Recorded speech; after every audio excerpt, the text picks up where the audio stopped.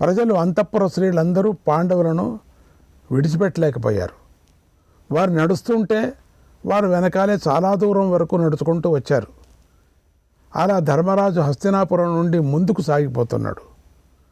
అప్పుడు ఏ ఒక్కరూ కూడా, ఓ మహాత్ములారా, వెనుదిరగండి, వెనక్కి రండి, మమ్మల్ని పాలించండి, మమ్మల్ని వదలకండి అని ప్రాధేయపడలేకపోయారు. ఏమీ మాట్లాడలేకపోయారు. వారి దృఢమైన దీక్షను చూసి వారి ప్రయాణాన్ని ఆపలేకపోయారు. ఎవరి చేత కాదు, అందుకని ఎవరు మాట్లాడలేదు. దృఢమైన నిశ్చయంతో వెళుతున్నారు. దడ వెళుతున్నారు. తర్వాత నగరవాసులందరూ ఎంతో బాధపడుతూ వారికి నమస్కారం చేసి అందరూ వెనుదిరిగారు. తప్పదే ఇంకా. ఓ రాజా, అప్పుడు నాగరాజకుమార్తె అయినటువంటి ఉలూపి గంగలోకి ప్రవేశించి మునిగిపోయింది. మణిపూర రాజకుమారి చిత్రాంగద తన నగరానికి వెళ్ళిపోయింది. ఇక మిగిలిన తల్లులందరూ పరీక్షిత్తు చుట్టూ నిలబడి వెనక్కు తిరిగి హస్తినాపురానికి వెళ్ళిపోయారు. అటు ముందుకు సాగిపోతున్న పాండవులు, ద్రౌపది అందరూ ఉపవాస వ్రతాన్ని పాటించారు. తూర్పు దిక్కు వైపుకు వెళ్ళారు. అందరూ యోగాన్ని అవలంబించారు. త్యాగధర్మాన్ని పాటిస్తూ నడిచారు. అనేక దేశాలను, నదులను, సముద్రాలను సందర్శించారు. ముందు ధర్మరాజు నడిచాడు. ఆయన వెనుక భీముడు నడిచాడు. అతడి వెంట అర్జునుడు నడిచాడు. అర్జునుని వెంట నకుల, సహదేవులు నడిచారు. తర్వాత ద్రౌపది నడిచింది. ఆ పాండవులను అనుసరిస్తూ చివరగా ఒక కుక్క వెళ్ళింది. పాండవులు నడుచుకుంటూ క్రమంగా ముందుకు సాగారు. ఎర్రని నీరు గల సముద్రపు ఒడ్డుకు చేరారు. అర్జునుడికి రత్నాల మీద కోరిక ఉంది. అందుచేత అర్జునుడు తన దివ్య గాంధీవాన్ని, అక్షయ తూణీరాలను విడిచిపెట్టలేదు, పట్టుకునే ఉన్నాడు. అప్పుడు వారికి దారిలో ఒక దివ్య పురుషుడు కనిపించాడు. ఆయన విగ్రహంలాగా ఉన్నాడు. పెద్ద కొండలాగా దారికి అడ్డంగా నిలబడి ఉన్నాడు. ఆయన అగ్నిదేవుడు. పాండవులు ఆయన దర్శించారు. అప్పుడు అగ్నిదేవుడు వారితో ఇలా అన్నాడు, ఓ వీర పాండవులారా, నేను అగ్నిదేవుణ్ణి. ఓ ధర్మరాజా, భీమసేన, అర్జున, నకుల, సహదేవులారా, నా మాట వినండి. నేనే అగ్నిని. అర్జున, నారాయణుల ప్రభావంతో నేను ఖాండవ వనాన్ని కాల్చేశాను. ఈ అర్జునుడు ఇప్పుడు ఈ గాంధీవాన్ని విడిచి అడవికి వెళ్ళాలి. ఇక దానితో మీకు ఏ ప్రయోజనమూ లేదు. మహాత్ముడైన శ్రీకృష్ణుడి చేతిలో ఉన్న చక్రం అంతకుముందే వెళ్ళిపోయింది. అది అవసరమైనప్పుడే మళ్ళీ తిరిగి వస్తుంది. ఈ గాంధీవం ధనస్సులతో శ్రేష్టమైనది. నేను దీనిని గతంలో అర్జునుడికి కోసమని వరుణదేవుడి దగ్గర నుండి తెచ్చాను నేను, కనుక దీనిని తిరిగి వరుణదేవుడికి ఇవ్వండి అన్నాడు. అప్పుడు సోదరులందరూ అర్జునుడి వైపు చూశారు. అర్జున, అగ్నిదేవుడి మాటను పాటించు, గాంధీవాన్ని విడిచిపెట్టు అన్నారు. వెంటనే అర్జునుడు ఆ వింటిని, అక్షయ తూణీరాలను నీటిలోకి విసిరాడు. వెంటనే అగ్నిదేవుడు అదృశ్యమైపోయాడు. తర్వాత వీరులైన పాండవులు దక్షిణ దిక్కు వైపుకు వెళ్ళారు. తర్వాత లవణ సముద్రపు ఉత్తర తీరానికి నైరుతి మూల వైపుగా ముందుకు వెళ్ళారు అందరూ. తర్వాత ఏం చేశారు, పడమటి దిక్కు వైపుకు తిరిగి ప్రయాణం చేశారు. అక్కడ సాగరంలో మునిగి ఉన్న ద్వారకా నగరాన్ని చూశారు. మళ్ళీ అటు దారిలో ఉంది కదా, చూశారు. పెద్ద నగరం అది మునిగిపోయింది. యోగధర్మం పాటిస్తున్న ఆ పాండవులు మళ్ళీ అక్కడి నుంచి వెనక్కి తిరిగి భూప్రదక్షిణం చేయాలని ఉత్తర దిక్కు వైపుకు నడిచారన్నాడు వైశంపాయన మహర్షి. శ్రీకృష్ణాయ పరమాత్మనే నమః. 2వ అధ్యాయం.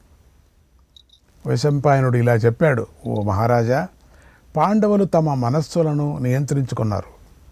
తమ నడకను ఆపలేదు. ఉత్తర దిక్కు వైపు వెళుతూ మహాపర్వతమైన హిమాలయ పర్వతాన్ని చూశారు. దాన్ని దాటి ఇసుక సముద్రాన్ని చూశారు.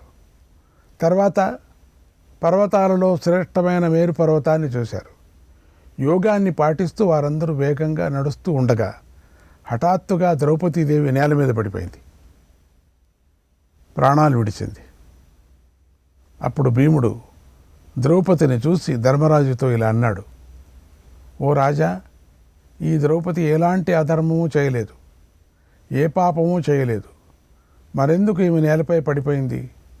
దీనికి కారణం చెప్పు అని అడిగాడు. అప్పుడు ధర్మరాజు ఇలా చెప్పాడు, ఓ భీమా, ఈమెకు అర్జునుడంటే ఎక్కువ ఇష్టం, పక్షపాతం ఎక్కువ, అందువల్లే ఈమె పడిపోయింది. దాని ఫలితాన్ని ఇప్పుడు అనుభవిస్తుంది అని ద్రౌపది వైపు చూడకుండానే ధర్మరాజు మనస్సును ఏకాగ్రం చేసుకున్నాడు. వేగంగా ముందుకు వెళ్ళాడు. ఆయన వెనక మిగిలిన పాండవులు నడిచారు. కొంత సమయం గడిచింది. అప్పుడు నడుస్తూ నడుస్తూ ఉన్నటువంటి సహదేవుడు టక్కున నేల మీద పడిపోయాడు. భీముడు అది గమనించాడు. వెంటనే ధర్మరాజుని ఇలా అడిగాడు, ఓ మహారాజా, ఈ సహదేవుడు మనందరినీ సేవించాడు, అహంకారం లేకుండా జీవించాడు, మరి ఈ మాద్రీతనయుడు ఎందుకు నేలపై పడిపోయాడో చెప్పు అని అడిగాడు. ఆ మాటలు విని ధర్మరాజు ఇలా చెప్పాడు, ఓ భీమా, ఇతడు ఇతరులను ఎవరినీ కూడా తనంత వాడిగా చూడలేదు, మేధావిగా భావించలేదు. అది ఇతడిలోని లోపం. ఆ దోషం వల్లే ఇతడు పడిపోయాడు అని ధర్మరాజు సహదేవుణ్ణి విడిచిపెట్టి మిగిలిన సోదరులతో కుక్కతోనూ ముందుకు వెళ్ళాడు. అలా కొంత దూరం వెళ్ళిన తర్వాత టక్కున నకులుడు పడిపోయాడు. భీముడు అతన్ని చూసి వెంటనే ధర్మరాజుని ఇలా అడిగాడు, ఓ మహారాజా, ఈ నకులుడు ఎప్పుడూ కూడా ధర్మాన్ని తప్పలేదు, మన ఆదేశాలను పాటించాడు, ఇతడు సాటి లేని సౌందర్యవంతుడు, కనుక మన ఈ సోదరుడు ఎందుకు నేల మీద పడిపోయాడు? ఇతడి దోషమేమిటో చెప్పు అని అడిగాడు. అప్పుడు ధర్మరాజు నకులుడి గురించి ఇలా చెప్పాడు, ఓ భీమా, ఇతడెప్పుడూ రూపంలో అంతటి వాడు నా అంతటి వాడు లేనే లేడు అని భావించాడు. నేనొక్కడనే అందగాడిని, అందంలో అందరినీ మించిన వాడిని అనే భావం కూడా ఇతడి మనసులో ఉంది.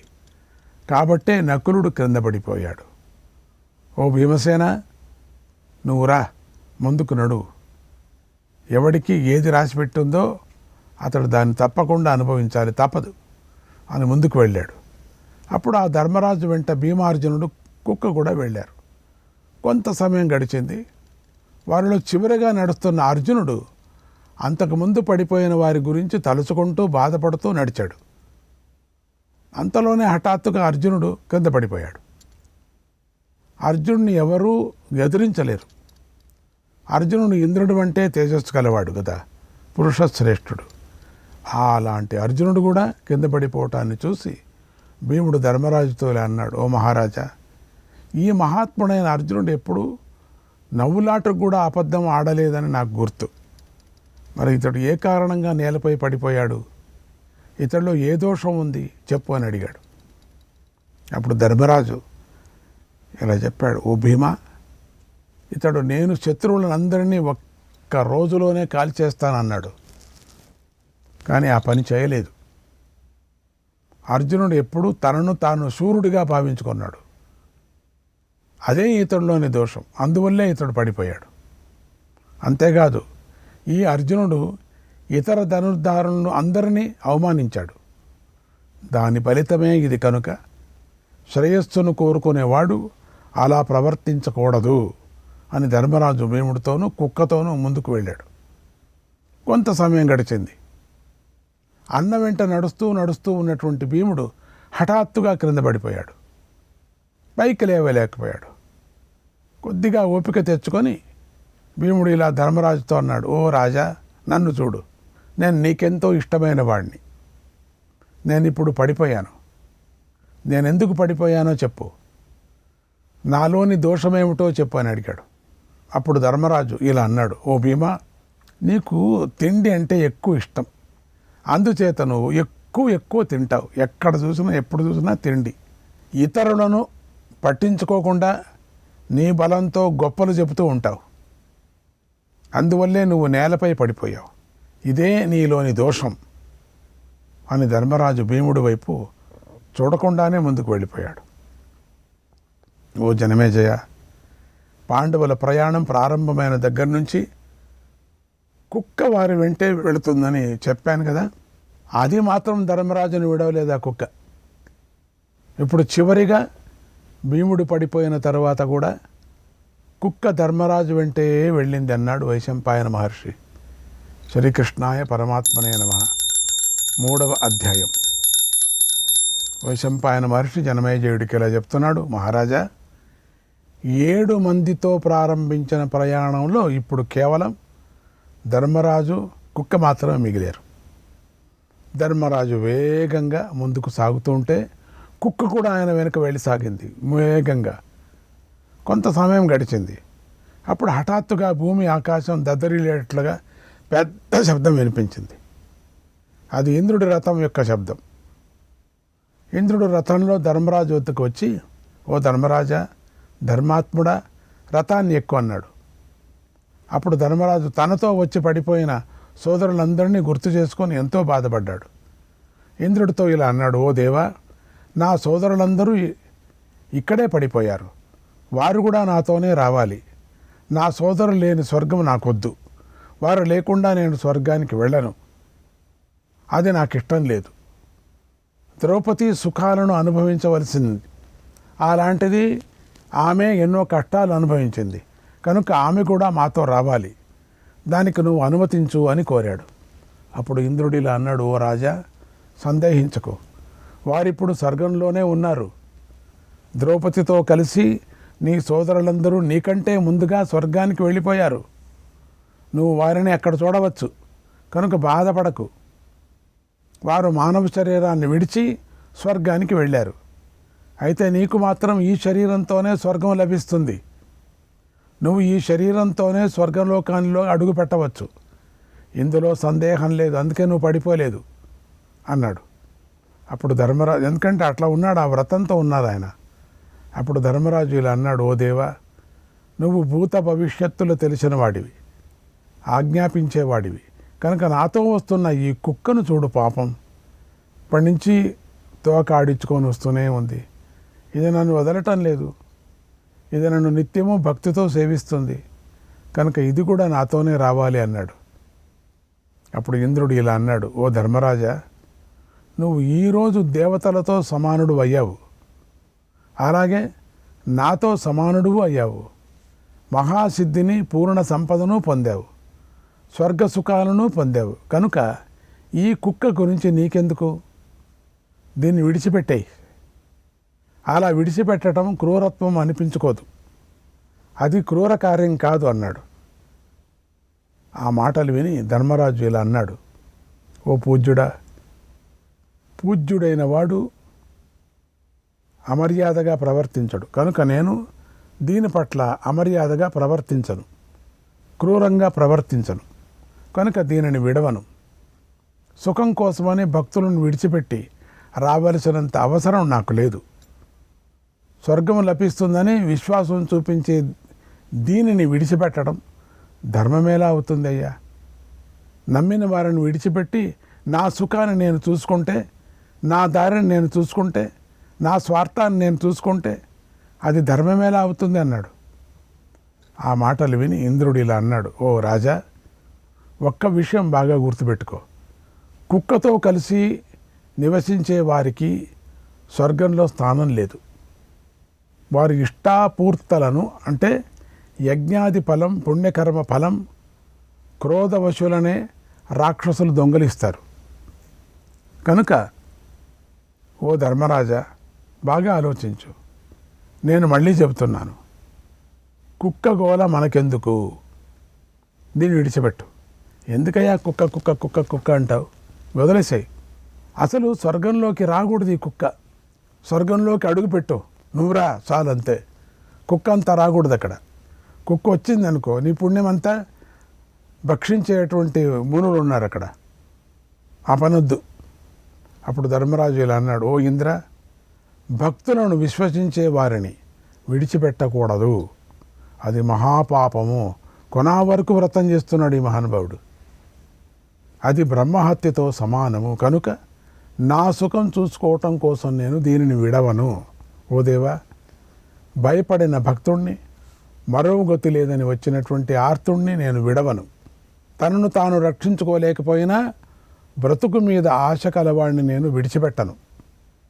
ఈ ప్రయత్నంలో ప్రాణాలు పోయినా సరే నేను విడిచే ప్రసక్తి లేదు. ఇది నా నిత్య వ్రతం అన్నాడు. నేను స్వర్గానికి రాను, ఇక్కడే ఉంటానులే, వద్దు నాకు, ఇక్కడే ఉండిపోతాం, హిమాలయంలో ఏదో ఒక చోట ఉండిపోతాం, కుక్క నేను ఇద్దరు కూడా. నన్ను ఎంత బాగా విశ్వసిస్తుంది, నన్ను నమ్ముకుంది అది. ఆ మాటలు విని ఇంద్రుడు ఇలా అన్నాడు, ఓ రాజా, మనిషి దానం, యజ్ఞం, స్వాధ్యాయం, హోమం వంటి పుణ్యకర్మలు చేస్తే వాటిపై కుక్క చూపు పడకుండా చూసుకోవాలి, జాగ్రత్త పడాలి అని అంటాం కదా. ఒకవేళ కుక్క చూస్తే మాత్రం ఆ ఫలాన్ని క్రోధవశులు అనే రాక్షసులు హరిస్తారు. కనుక కుక్క చూపు నీ పైన పడాలని ఎందుకు అనుకుంటున్నావు? దాని చూపు కనుక పడితే నీ ఫలమంతా నశించిపోతుంది. కాబట్టి ఈ కుక్కను విడిచిపెట్టు, అప్పుడే నువ్వు స్వర్గలోకంలోకి అడుగు పెడతావు. ఓ వీరా, నువ్వు నీ సోదరులను, ప్రియ భార్య అయినటువంటి ద్రౌపదినే విడిచిపెట్టావు కదా. నువ్వు చేసుకున్న పుణ్యకర్మను ఫలంగా ఈ లోకాన్ని పొందుతున్నావు. నీకిష్టమైన వారితోనే విడిచిపెట్టిన నువ్వు ఈ కుక్కను ఎందుకు వదలవయ్యా? నువ్వు దీన్ని ఎందుకయ్యా పట్టుకుంటున్నావు? ఏ ఇంద్రరథంలో కూర్చోబెట్టుకోవాలంటున్నావు ఈ కుక్కను? అంతా విడిచిపెట్టి కూడా మళ్ళీ మోహంలో ఎందుకయ్యా నువ్వు పడుతున్నావు అన్నాడు. అప్పుడు ధర్మరాజు ఇలా అన్నాడు, ఓ దేవా, చనిపోయిన వారితో సంధి కానీ యుద్ధం కానీ లేదు, అది లోకధర్మం. కనుక నేను వారిని బ్రతికించలేకపోయాను, అందుకే విడిచిపెట్టాను. కానీ బ్రతికి ఉన్నప్పుడు మాత్రం వదిలిపెట్టలేదే నేను. నా ఎదురుగా అందరూ పోయారు కాబట్టి వదిలే, నాతోనే తీసుకొని వెళతాను. ఓ ఇంద్ర, శరణాగతుడిని భయపెట్టడం, శ్రీని వధించటం, విప్రుడి ధనాన్ని అపహరించటం, మిత్రుడికి ద్రోహం చేయటం అనే ఈ 4 దోషాలతోనూ భక్తుడిని విడిచిపెట్టడం అనే దోషం ఒక్కటే సమానమై ఉంది అన్నాడు. అప్పుడు ధర్మస్వరూపుడైన ఆ ధర్మజుడి మాటలను కుక్క వింది. అది నిజానికి ధర్మదేవత. పూజ్యుడైన ధర్మదేవతయే కుక్క రూపంలో వచ్చాడు. ఆయన ఎంతో సంతోషిస్తూ మధురంగా ఇలా అన్నాడు, ఓ ధర్మరాజా, నీ నడవడిక అద్భుతమయ్యా, నీ ప్రజ్ఞ అద్భుతం, నీ సర్వభూత దయ అద్భుతం.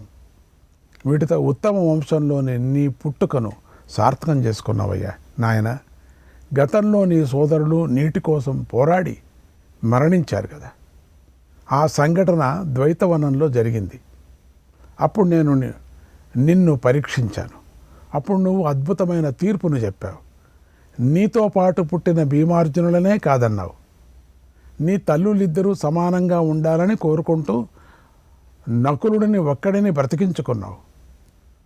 అది అప్పుడు జరిగింది. మరి ఇప్పుడు ఈ కుక్కను నా భక్తుడు అంటూ దేవరథాన్ని విడిచిపెట్టావు, నాకు అక్కర్లేదన్నావు. స్వర్గలోకమే వద్దన్నావు. కాబట్టి నీ వంటి రాజు స్వర్గంలో మరొకడు లేనే లేడు. అందువల్లే నీకు నీ శరీరంతోనే అక్షయలోక ప్రాప్తి లభించింది, దివ్యమైన ఉత్తమ గతి కూడా లభించింది అని ధర్ముడు వరాన్ని అనుగ్రహించాడు. ఆ తర్వాత ధర్ముడు, ఇంద్రుడు, మరుద్గణాలు, అశ్వినులు, దేవతలు, దేవఋషులు ఎంతగానో సంతోషిస్తూ ధర్మరాజును రథంపైకి ఎక్కించుకున్నారు. మిగిలిన వారందరూ తమ తమ విమానాల్లో బయలుదేరారు. వారంతా కామాచారులు, రజోగుణం లేనివారు, పుణ్యాత్ములు. కామాచారులు అంటే ఏదైనా ఏ రూపమైనా తీసుకునేటువంటి మహానుభావులు. మనస వాచ కర్మణ పుణ్యాత్ములు, సిద్ధులు. ధర్మరాజు ఇంద్రరథాన్ని ఎక్కి తన తేజస్సుతో భూమి ఆకాశాలను నింపుతూ వేగంగా పైకి వెళ్ళాడు. శరీరంతో వెళ్ళినవాడు ఒక్కడే, ధర్మరాజు ఒక్కడే. అప్పుడు నారద మహర్షి దేవతల మధ్యలో నిలబడి పెద్దగా ఇలా అన్నాడు, స్వర్గంలో ఎందరో రాజఋషులు ఉన్నారు, కానీ ధర్మరాజు ఒక్కడే వారందరి కీర్తిని కప్పివేశాడు. ఆయనే అందరికంటే పై చెయ్యిగా వెలుగుతున్నాడు. యశస్సుతో, తేజస్సుతో, శీల సంపదతో లోకాలను గెలిచి ధర్మరాజు సశరీరకంగా స్వర్గానికి వచ్చాడు. ఓ ధర్మరాజా, నువ్వు నేలపై నుండి ఆకాశంలోకి తేజస్సులను ఎన్నిటినో చూశావు. ఇదిగో అవన్నీ వేల కొలదిగా ఉన్నటువంటి దేవలోకాలు. ఇప్పుడు వాటిని ప్రత్యక్షంగా చూడు అన్నాడు. ఆ మాటలు విని ధర్మరాజు, దేవతలు, తన పక్షం వారైన రాజులు అనుమతి తీసుకొని ఇలా అన్నాడు: అందరికీ నమస్కారము. శుభమైన అశుభమైన నా సోదరులు పొందే స్థానం ఏది ఉందో దానినే నేను పొందాలని కోరుకుంటున్నాను. శ్రీకృష్ణాయ పరమాత్మనే నమః.